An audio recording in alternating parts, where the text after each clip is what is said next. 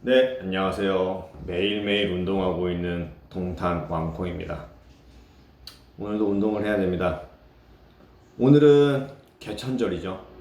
근데 태풍이 올라와서 비가 엄청 왔습니다. 어제 밤도 엄청 오고, 어제 밤에 출근하는데 밤 9시가 넘었는데도 와, 차가 너무 막히는 거예요. 사고가 나서 막힌 게 아닐까 생각이 드는데 어쨌든 지각은 안 했습니다.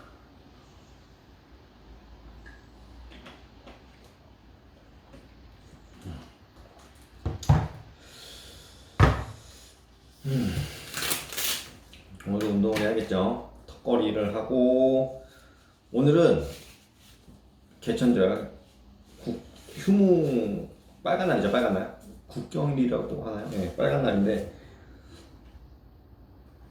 수영도 안 가고 영어 학원도 안 가고 바로 밥 먹고 나서 바로 퇴근했습니다. 그래서 그나마 좀 여유가 있어요. 그래서 운동 최대한 30분 채워서 하겠습니다. 30분 쭉 채워서 오랜만에 턱걸이 다 하고 윗몸 일으키기 다 하고 팔굽혀펴기도 하고 스쿼트도 하고 다 해야겠어요.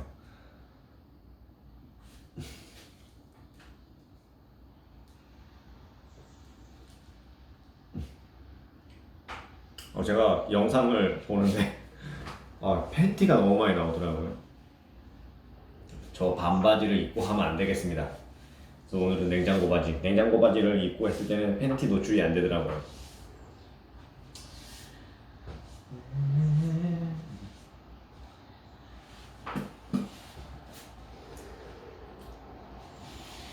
아,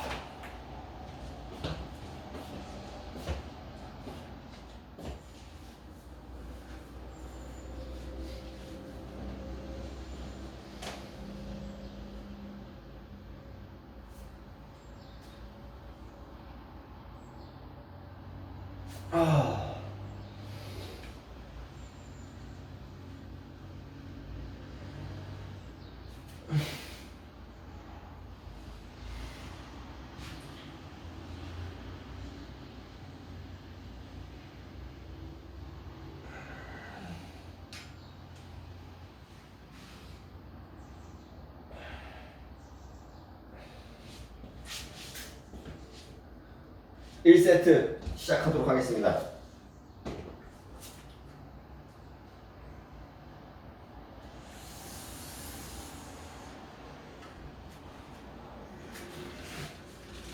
아이고.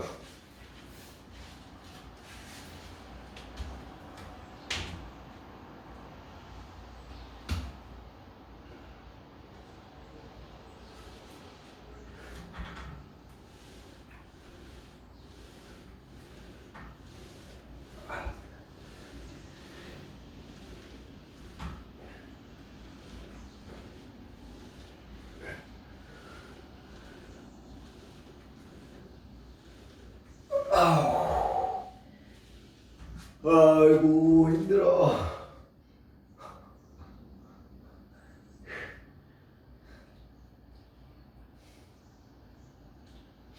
할 때마다 힘들어요. 할 때마다 힘들어. 제가 원래 이거 밴드 바꾸고 나서 한 2주는 해야겠다라고 생각했는데 힘은 든데 자극이 좀 덜 와서 제가 어깨를 넓혔잖아요. 잘한 선택인 것 같습니다. 어깨를 넓히니까 팔을 넓히니까 좋은 것 같아요.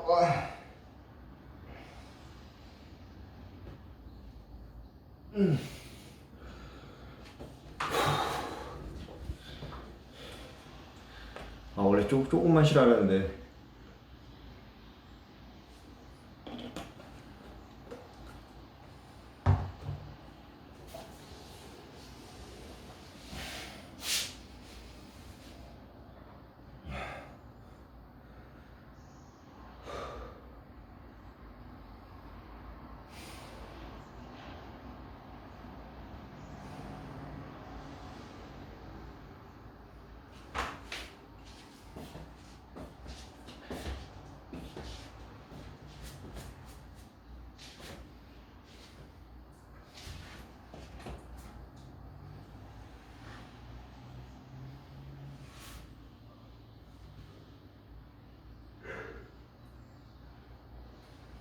바로 2세트 하겠습니다.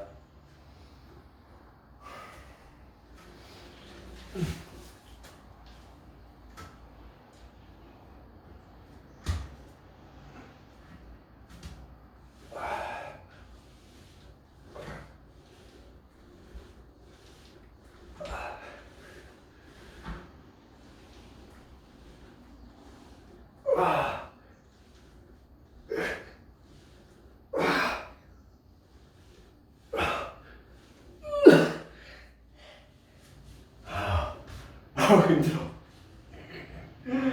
힘들어.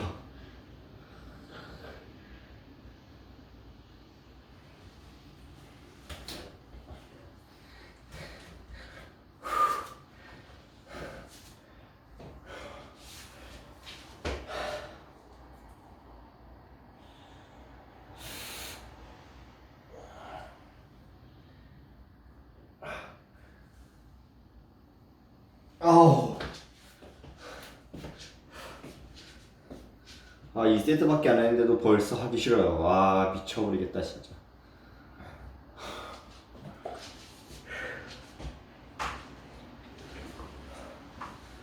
이제 저는 영상을 찍고 친구들한테 다 나 운동한다고 이렇게 다 말을 주변 사람들 다 말이 나가지고 진짜 어쩔 수 이게 거의 뭐 습관이 된 것 같은데 그래도 이렇게 하기가 싫은데 진짜 영상도 안 찍고 그냥 집에서 혼자 내가 해야지라고 해서 그렇게라도 해서 하시는 분들은 정말 대단하십니다. 존경합니다, 존경해.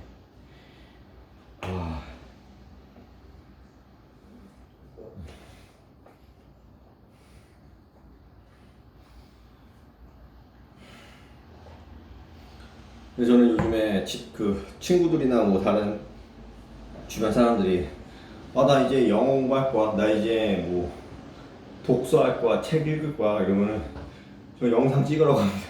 영상 찍어서 유튜브에 올리라고 말합니다.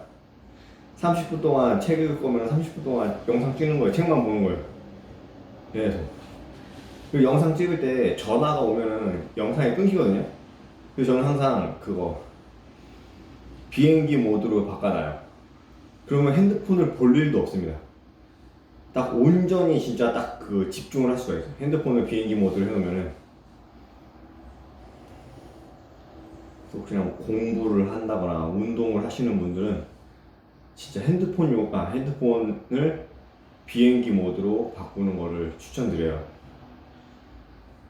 좋아요. 효과 좋습니다. 효과 좋아. 8분 19초. 2개밖에 안 했는데 8분 19초가 흐르고 있습니다.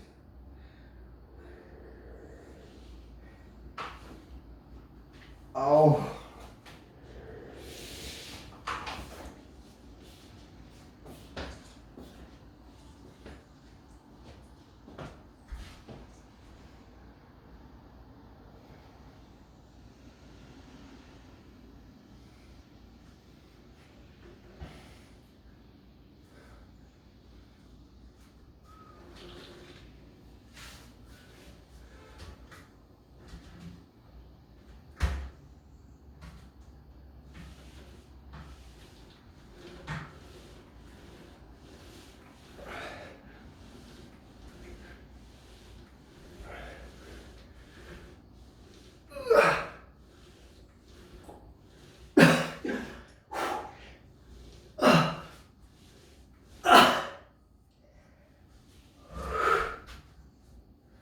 심장 아파. 요번 거 3세트 약간 솔직히 반동 썼습니다. 예, 인정합니다.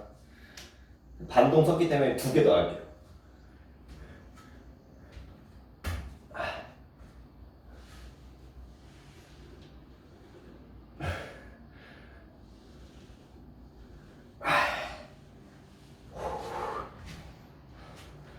진짜 넓힌 거랑 좁힌 거랑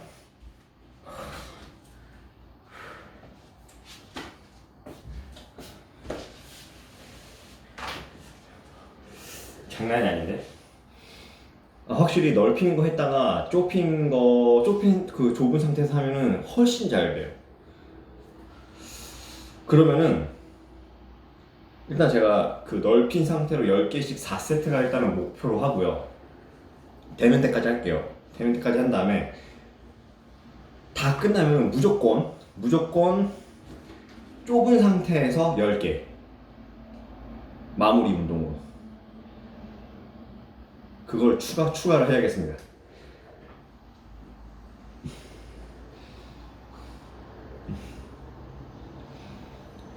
좋은 생각인 것 같아요. 확실히 원래는 그거 뭐야, 누워서 하는 걸 뭐라 그러지? 역도 그거 하잖아요. 그거 하고 나서 무게를 만약에 했으면 좀 작은 무게로 마무리로 이렇게 왜냐면 이렇게 사람이 잡아준 상태에서 올려주잖아요. 더워. 3세트 했죠. 4세트 하고 나서 좁은 상태로 10개 무조건 마무리로 한 번 더 하겠습니다.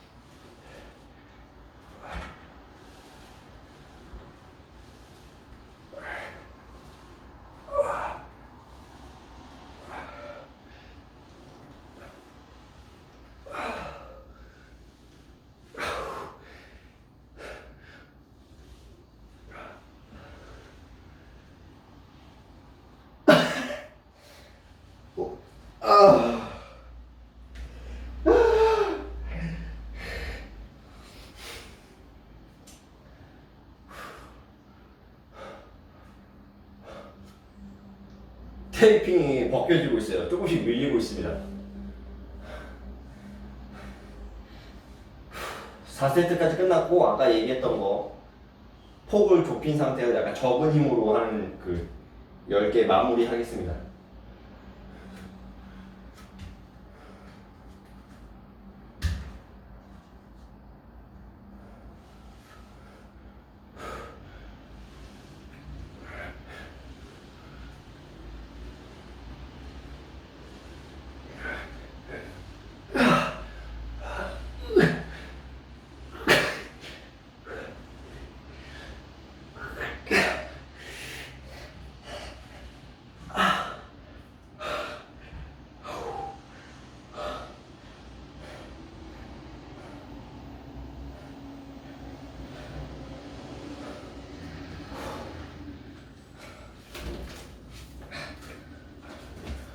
진짜 하다 보면은 이 올라가는 그게 더 힘든 것보다 이 손에 이렇게 딱 힘 주는 게 더 여기가 더 힘이 안 좋았어. 꼭 이거 스트레칭을 무조건 해주긴 하는데 힘들어.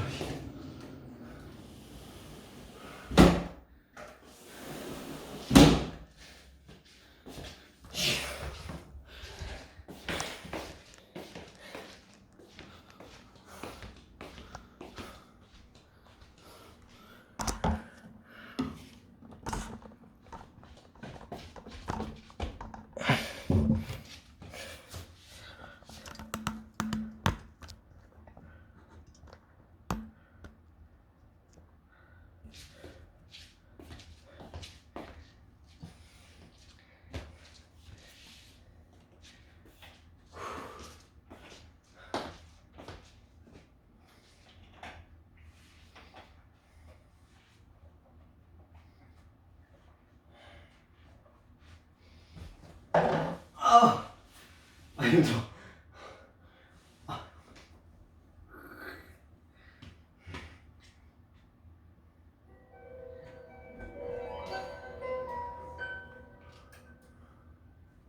냉방 운전을 시작합니다. 너 1등 먹자. 난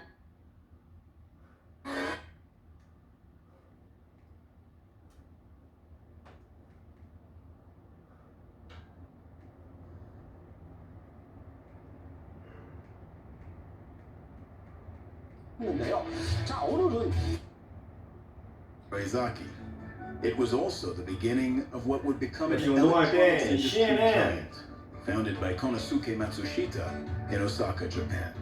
The 1920s were a big decade, with the introduction of both the electric iron and an electric light for bikes.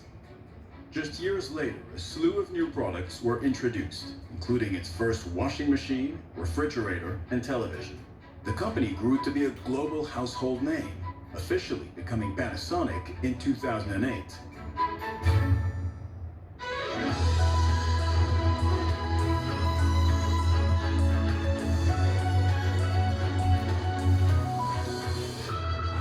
Today we live in an unpredictable environment and news races around the world at breakneck speed.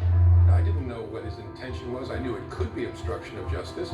My show brings you the latest news and top news makers. Are you playing with fire? And we also dive below the headlines to explore vital issues impacting our lives. It's about right and wrong. you have to stand up for what you believe in. We need to realize that our future is at risk and we need to take action. Was that kind of mortifying, or did you enjoy? I mean, you were great. It's crucial we make sense of what's happening. Do you regret that? Do you think there should be nuclear power or more commitment to a clean environment? New Zealand had its experience and changed its laws. To be honest with you, I do not understand the United States. Does love have a chance of winning? I always believe that. And fully understand what's at stake. Aman Paul, today on CNN. I'm Matt Rivers in Tiananmen Square, and this is CNN. A combative President Trump lashes out at Democrats over the impeachment investigation. And not everyone is on board with Boris Johnson's new Brexit plan. This is a hoax. This is the greatest hoax. We're not fooling around here, though. I think the president knows the argument that can be made against him, and he's scared. Beneath the spin, deep concern that he is unhinged. We are coming out of the EU on October the 31st, come what may. The No Deal will never be the choice of the EU, never. It's worse than Theresa May's deal. The no-deal Brexit really was the alternative if a compromise wasn't reached.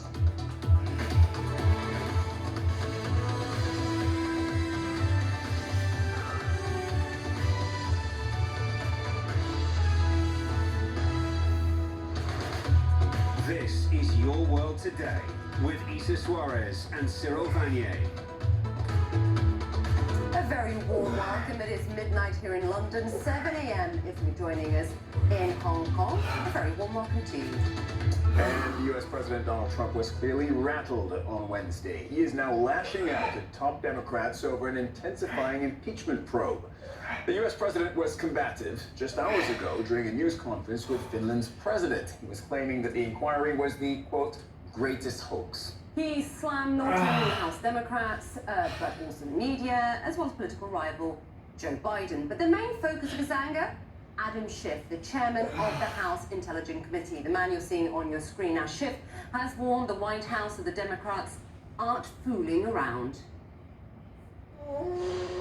We want to make it abundantly clear that any effort by the Secretary, by the President, or anyone else to interfere with the Congress's ability to call before it relevant witnesses will be considered as evidence of obstruction of the lawful functions of Congress.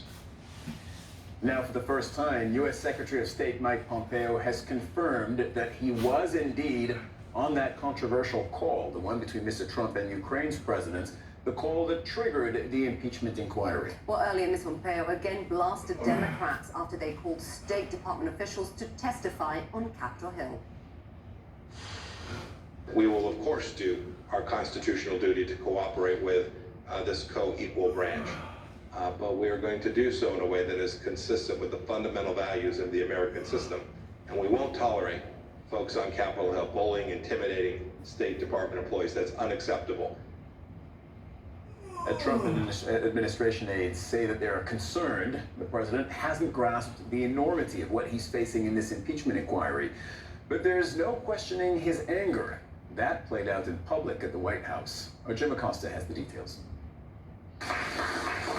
Sounding like a man backed into a corner, the president railed against the whistleblower whose complaint about Mr. Trump's phone call with the leader of Ukraine sparked the impeachment inquiry. And if you look at this, whistleblowers, which I have a lot of respect for whistleblowers, but only when they're real. His report of the phone call was totally different than the fact. The president seized on a report in the New York Times. The whistleblower sought guidance from the House Intelligence Committee on how to file a complaint. Mr. Trump then accused the committee's chairman, Adam Schiff, of helping write the complaint, a charge he leveled with zero evidence. Well, I think it's a scandal that he knew before. I go a step further. I think he probably helped write it. Okay? That's what the word is. And I think it's, I give a lot of respect for the New York Times for putting it out. The president then defended his cause for Schiff to be investigated for treason, still fuming days after the chairman mocked Mr. Trump's phone call with the Ukrainian leader. Because of the fact that he's lying about the President of the United States and as to what the President says. You know, I believe it or not, I watch my words very carefully. There are those that think I'm a very stable genius, okay? I watch my words very, very closely. And to have somebody get up and to totally fabricate a conversation that I had with another leader and make it sound so bad, it was so evil. When asked why he raised the issue of former Vice President Joe Biden during the call, Mr. Trump then misstated what happened, insisting it was the Ukrainian president who first brought it up. But that's not true. It was the president who did that. If you look at what he said, okay, and he brought it up, I think he brought up the name Rudy Giuliani. What I want is the following, and I've said this loud and clear. We have our ambassadors here. We have Mike Pence here. Why are we the only ones that give the big money to the Ukraine? The president was then pressed by other reporters in the room about Biden. What did you want about Biden? What did you want him to look at you on Biden? Look, Biden and his son are stone cold crooked, and you know it. His son walks out with millions of dollars. The kid knows nothing. At that point, the president was blowing his top, blasting Reuters reporter Jeff Mason for his question. Are you talking to me? Yeah, it was just a follow-up of what I just asked you, sir. Listen, you ready? We have the president of Finland. Ask him a question. I have one for him. I just wanted to follow up on the one that I asked you, which was, did you hear what me? did you want? Did you hear me? Yes, ask him a question. I will, but I'm giving you a long answer. Ask this gentleman a question. Don't be rude. No, sir, I don't want to be rude. I just wanted you to have a chance to answer the question that I asked I've you. answered everything. It's a whole hoax. And you know who's playing into the hoax? People like you and the fake news media that we have in this country. And I say in many cases, the corrupt media, because you're corrupt. Much of the media in this country is not just fake, it's corrupt. The president revealed his call with the Ukrainian president as a part of his ongoing effort to prove that he was wrong during the 2016 campaign. An effort that may include bringing lawsuits against federal investigators on special counsel Robert Mueller's team.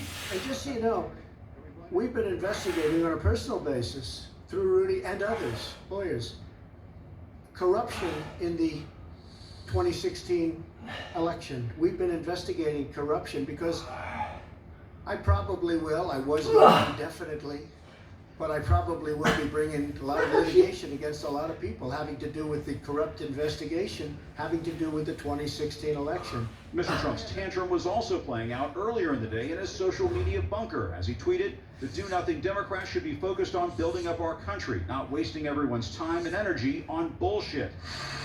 House Speaker Nancy Pelosi insisted Democrats are pushing forward with their probe. It's unworthy of the Constitution of the United States to do what he did in that call. And he admitted to me, he said it's perfect. No, it's not perfect. It's wrong. The president suggested the White House will cooperate with the subpoenas issued by House Democrats for information in the Ukraine investigation, but the president hasn't fully cooperated in the past. Consider the Russia investigation. The president never sat down for an interview with special counsel Robert Mueller, and he's never given up his tax returns. Jim Acosta, CNN, the White House. Now, the State Department Inspector General has just had an urgent meeting on Capitol Hill, and some who were present say it was a strange one at that. Steve Linnick gave Congress multiple documents related to Ukraine, Some of them contain the same claims about former Vice President Joe Biden and his son that Rudy Giuliani and his allies may have been making without evidence. As all of this unfolds, Republicans in Congress are standing out for their silence. And for good reason. CNN's Dana Bash is covering all the angles live from Washington. Dana, you've been doing reporting on the Republicans here and how they're dealing with this. Well, you know, they're trying to figure out how to navigate this, and they're not finding it very easy. You remember during the Russia investigation, the president successfully set the narrative by calling it a hoax, calling it a witch hunt. He's trying to do the same thing now, but some Republicans on Capitol Hill tell us this is different. They're worried that the president and even his top aides at the White House don't get that. What you mostly hear from congressional Republicans on impeachment is the sound of silence. GOP sources tell CNN they have a good reason for that: fear. They have no idea what else House Democrats investigating will uncover. Along with the GOP fear, frustration with the president. Performances like today's in the Oval Office. The whistleblower was so dishonest. And later in the East Room. 26분 열렸네요. Fraudulent crime on the American people. He's rambling, shoot-from-the-hip comments, 스쿼트 한번 더 해야 되고. consciousness tweets, not exactly an 스쿼트 anti-impeachment 한번 더 roadmap 하고 for his fellow 한국 Republicans. In fact, a source involved in 되겠네요. Senate GOP discussions tells CNN he is taking it upon himself to tweet about every shiny object. That is not helpful right now. To be sure, lots of Trump GOP allies eagerly came out to defend the initial bombshell. The transcript summary of the president asking Ukraine's leader to do him a favor and investigate his political opponent, Joe Biden. It was a nothing burger for me, the phone call with the president and the Ukrainian president. But GOP spin on behalf of Trump is not aging well, especially confronted with facts about the call. President Trump replies, "I would like you to do us a favor, though." Well, you just added another word. No, it's You said, in "I'd the like you to transcript. do a favor, though"? Yes, it's in the When I read the White House transcript. And about the whistleblower. You had a bureaucrat who didn't like the president. Wait. What are you talking about? We know he didn't like the president. No, we don't know that. Baseless attacks like that on the whistleblower. Or when you have a whistleblower that reports things that were incorrect. Plus repeated brazen threats from the president did compel Iowa Republican Chuck Grassley, a longtime champion of whistleblowers, to release a statement warning no one should be making judgments or pronouncements without hearing from the whistleblower first and carefully following up on the facts. Also noteworthy, Senate Majority Leader Mitch McConnell, who rarely grants interviews. This week, he did, declaring if the House impeaches the president, the Senate will have no choice but to start a trial. Under the Senate rules, we're required to take it up if the House does go down that path, and we'll follow the Senate rules. Senate GOP sources say they're bracing for more shoes to drop. A politically dicey waiting game for more than a handful of Senate Republicans on the ballot and potentially vulnerable in 2020. From Cory Gardner in Colorado to Martha McSally in Arizona to Joni Ernst in Iowa, Susan Collins in Maine to Tom Tillis in North Carolina. It's not just their own political future at stake, but control of the Senate, which Republicans could lose with 3 or 4 seats, something McConnell is well aware of. What I want to do is spend our time accomplishing things for the American people. Now, several congressional Republicans we talked to complained that they're getting very little guidance from the White House, despite an initial flirtation with setting up an impeachment war room in the mold of what Bill Clinton's White House did during his impeachment. The Trump team says for now they're not going there. Instead, this president is relying on something that Clinton, then a second-term president, did not have, and that's an active re-election campaign. But for all the emails and tweets and videos and ads the Trump campaign is producing, and that is a lot, GOP sources on Capitol Hill argue that's not the same.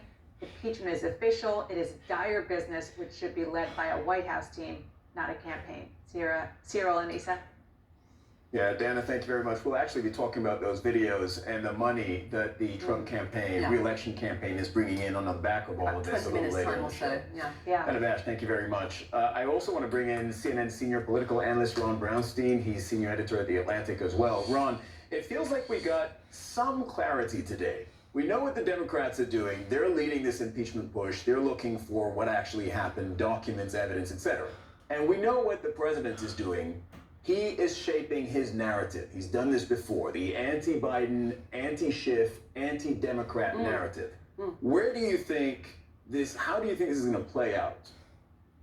Well, you know, the first thing to keep in mind is that this entire process begins with the country much more polarized and politically divided than it was when Nixon was impeached, or for that matter, even when Bill Clinton was impeached. I was looking at the polling the other day, and by the time Nixon left office, there was basically a 40-point gap between the share of Democrats and Republicans who said he should go. But by the time we got to Clinton in 1998, there was a 60-point gap between Democrats and Republicans. I mean, there has been polling already with an 80-point gap, nearly an 80-point gap, with over 90% of Democrats saying they support the impeachment inquiry and over 90% of Republicans saying they oppose it. And I think, like everything else in the Trump presidency, guys, that is the key to understanding. He is leaning into that divide. Everything he has done, I think, in responding to this inquiry, like what he has done at every other key moment of his presidency, is much more about mobilizing and consolidating his base than it is about persuading people who don't agree with him to begin with. And that is likely to have much more impact on Republicans in Congress than on Democrats. And we saw that today, Ron. We saw him discrediting, deflecting, some smears, lies as well at this press conference. But he's already showing a big vulnerability, and we saw that today at the press conference with the Finnish president. Let me just play out something that he said to a Reuters journalist. Take a listen. The question, sir, was what did you want President Zelensky to do about Vice President Biden and his son Hunter? Are you talking to me? Yeah, it was just a follow-up of what I just asked you, sir. Listen, you ready? We have the president of Finland. Ask him a question. I have one for him. I just wanted to follow up on the one that I asked you, which Did was, you hear what me? did you want? Did you hear me? Yes, Ask him a question. I will, but I'm giving you a long answer. Ask this gentleman a question. Don't be rude. No, sir, I don't want to be rude. I just wanted you to have a chance to answer the question that I asked I've you. answered everything. It's a whole hoax. Ron, it's incredibly uncomfortable to watch. To me, he's bullying him. But on exactly what the president's saying here, or what he isn't saying, why is he struggling to just simply answer the question in the first place, Ron? I don't think he wants to answer that question. I think the transcript of the phone call makes it very uncomfortable for him to answer the question exactly what he was asking the Ukrainians to do. But again, look at that language in the context of what has been his political strategy from the outset and what is clearly his strategy here. There is an audience in the Republican base for the president to be as 30분 넘었네요. to go as far past the norms. 방금 그렇게 한 번만 더 끝내겠습니다. Interpret that as him shaking up the system to fight for them. The problem he's got is that there is also a large piece of the electorate, particularly voters, white-collar voters, well-educated voters who are doing well in the economy, who find all of this behavior simply unprecedented. And even before the impeachment started, the president was running something like 20 points below his predecessors, Barack Obama and George W. Bush, among people who said they were satisfied with the economy. And it's exactly this kind of behavior that explains that historic gap. And I think the early evidence is that the pressure of impeachment is going to drive him further. 스쿼트만 하면 허리가 아픕니다. limit his reach in 뭐가 잘못된 건지. hardcore supporters. 그 영상을 보면서 And the Washington Post is 문제점을 reporting on this, 찾아야겠어요. that the president has repeatedly referenced his vice 무릎이 president. 앞으로 안 나가게 He's 하려고 been asking 신경을 많이 some 쓰는데 uncomfortable questions. He's repeatedly 허리를 referenced 최대한 Mike Pence. How bad do you think this can get for Mike Pence? Where do you think this goes? Well, I think really, I think the key.